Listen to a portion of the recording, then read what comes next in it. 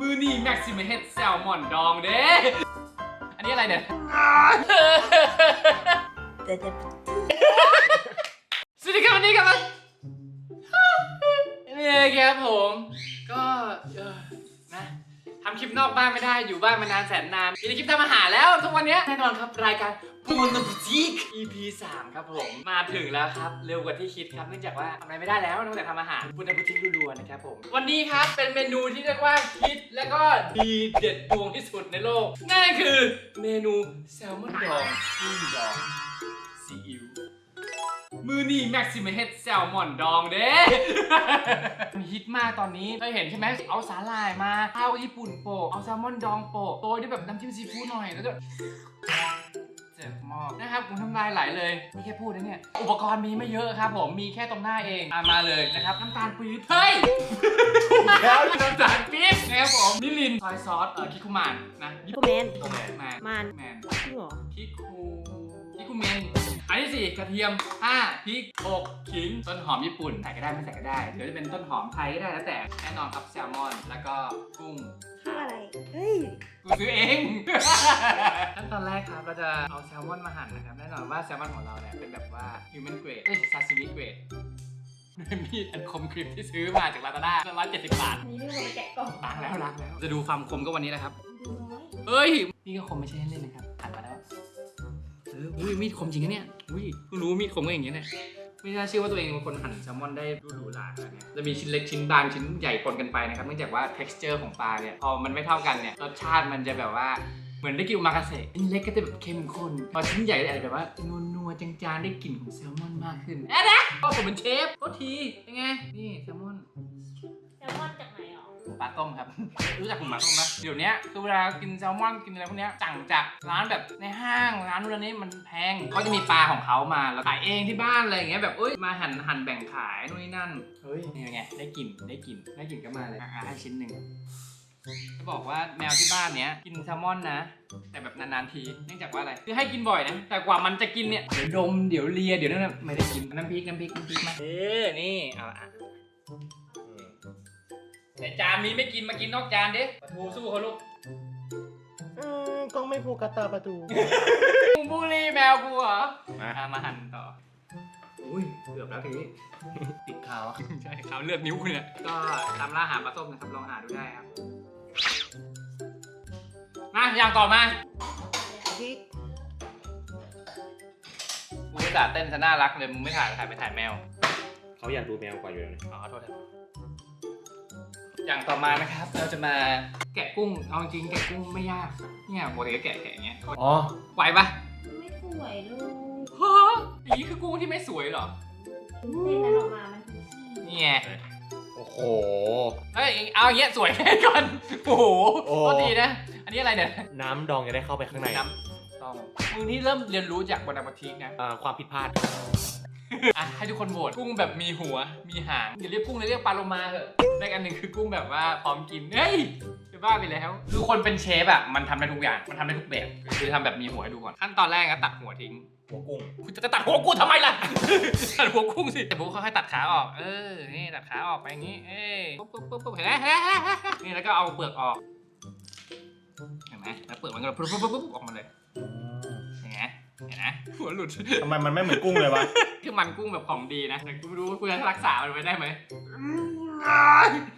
นี่แบบกุ้งแบบเพอร์เฟกต์แบบเก็บไว้ทุกอนูทุกอย่างคือเพอร์เฟกต์อันนี้คือเพอร์เฟกต์อันนี้คือเพอร์เฟกต์เหมือนกันมึงดูดีๆง่ายมากแกะกุ้งง่ายมากเคยแกะกุ้งแล้วเปลือกบาดมือปะเคยไปกินกุ้งเผาอะ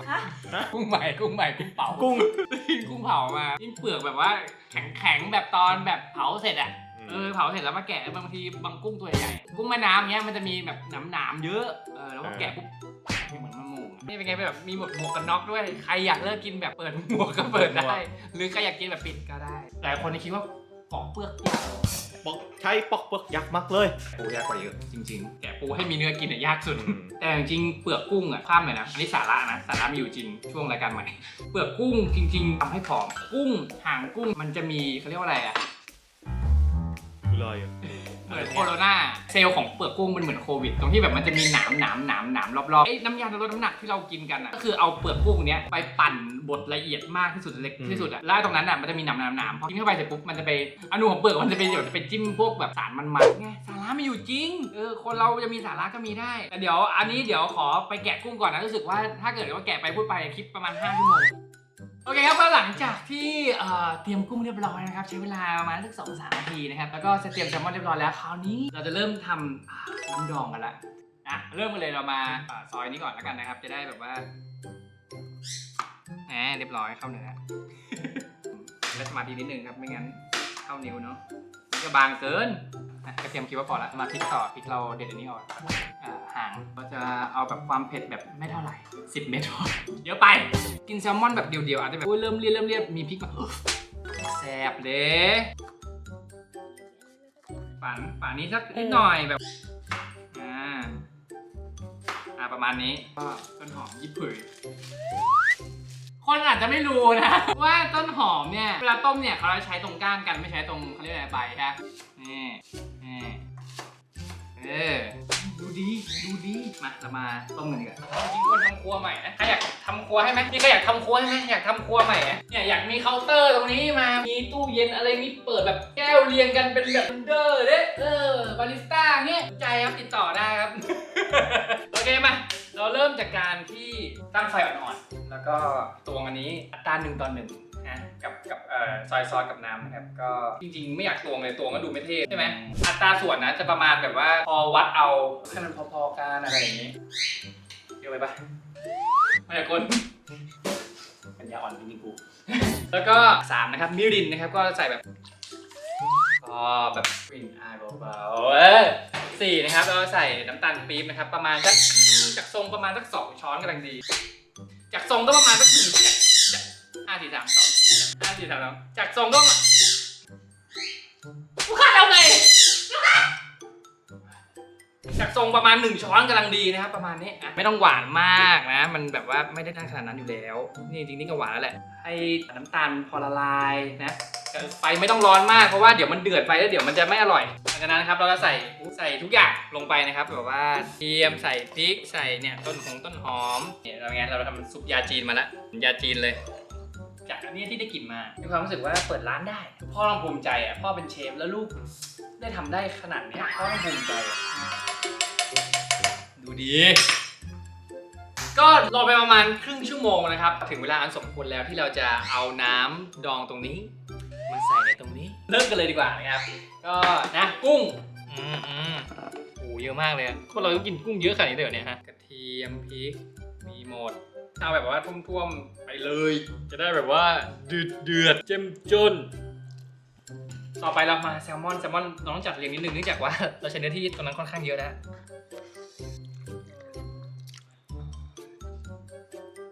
พอดีเดะป่าวะกุ้ง1 โลแซลมอนอีก1 โลโอ้โห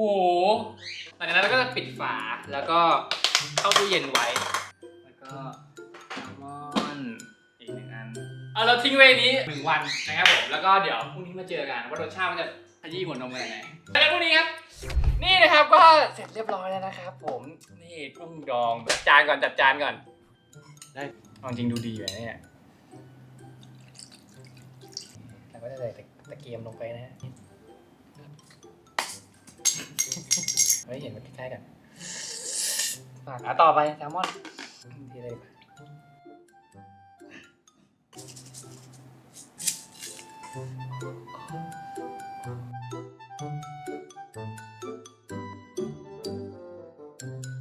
เอาญี่ปุ่นร้อนๆอะไรแล้วก็แซลมอนแล้วก็กุ้งดอง something like that you know แล้วก็อะไรน้ำจิ้มซีฟู้ดด้วยลอยมาจากไหนก็ไม่รู้อะไรนะเริ่มมันนะไม่ไหวแล้วนะใจรอมา1 วันเต็มๆนะก็เอานี้ก่อนเลยข้าวนะข้าววางบนสาหร่ายนะน้ำพริกเรียนน้ำดองก็มันเลยน้ำพริกคอนเฟิร์มว่าอร่อยครับออกไปลูกพี่มาเปล่าๆก่อนแล้วกันยังไม่ต้องใส่เครื่อง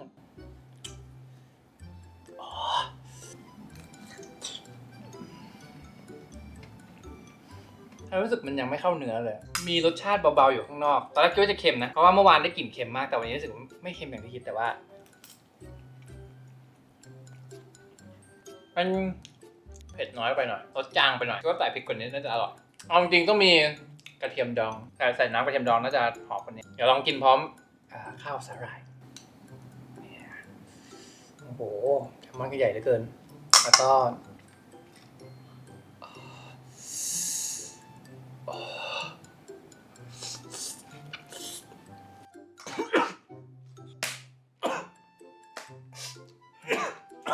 ด้วย ไม่อยากได้นะ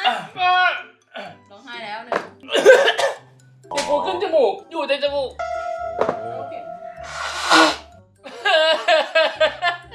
อร่อยจังกินกุ้งก่อน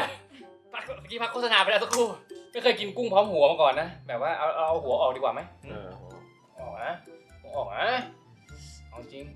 เชื่อว่าม่านกูจะเปิดไหมกุ้งก่อน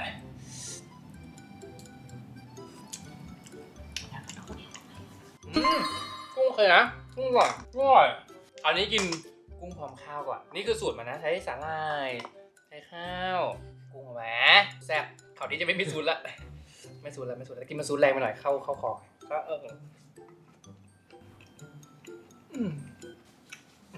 ก็ดีจิ้มซีฟู้ดเขาดีจริงๆของมึงเนี่ย เดี๋ยว บอกข้าวอะไรโอ้โหไอตอนเวลามาทำนะไม่เคยมันจะช่วยทำเนี่ยนะพอตอนมากินนะเฮ้ย อันนี้ก็โต อาชิมิซัน ว่าตอนนี้ประกันชีวิตต้องเข้ากูแล้ว เฮ้ยมึงดูถูกปนปทีกเหรอมึงพูดชื่อรายการให้ก่อนปนปทีก เดินเดิน มึงในกล้องมันน่ารักมากเลย มันต้องมีนิ้วออกมา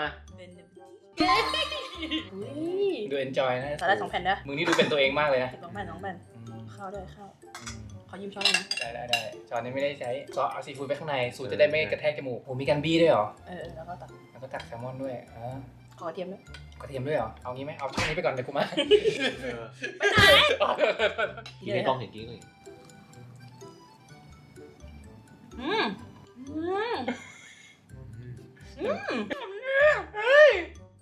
น้ำจิ้มซีฟู้ดอร่อยขอเวลาเขาเต็ม10ให้เท่าไหร่คือถ้าเกิดกูให้กูเองอะประมาณ9.5 โอ้ อย่างนี้เลย น้อยไปเปล่า นี่อยู่เป็นเหมือนกันนะช่องอะไรนะของมึงเนี่ย ต้องบอกอีจะกิน น่ารักจังเลยอ่ะขอกินต่อแล้วกันนะเอาจริงก็ไม่ได้แย่อย่างที่คิดนะ อุ้ยข้าวหล่นนะอุ้ยเอาจริง EP นี้ถือว่าเวิร์กอยู่นะทำตามได้นะแล้วก็แบบว่า มีก่อนหน้านี้ เวิร์กเหมือนกันแต่ไม่ทำตามดีกว่าแต่อันนี้ก็แบบว่าดูดิมันเกินไปหรือเปล่าอ่ะ กินเลยกินเลยยินมาเข้ากล้องหน่อยมา